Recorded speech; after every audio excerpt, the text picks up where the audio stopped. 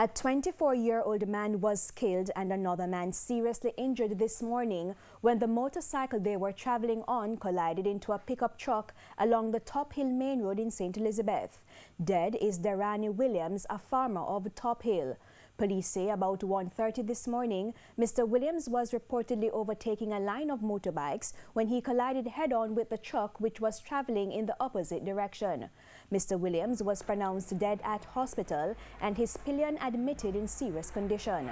The driver of the pickup truck was not injured. Meanwhile, Corporal Albert Simpson of the St. Elizabeth Traffic Department says the retrofitting of bikes is one of the leading causes of accidents.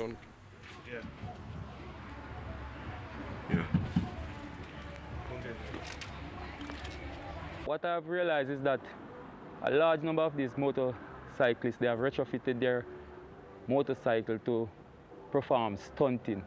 But I am appealing to all these motorcyclists that they must desist from this practice.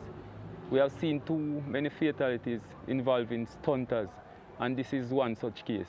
In the meanwhile, we are continuing our operation in ridding the streets of these illegal motorcycles. If you just look around, you will see all those that are here, they are not up to standard, so we have to take them off the road. And we will continue to do it as much as possible.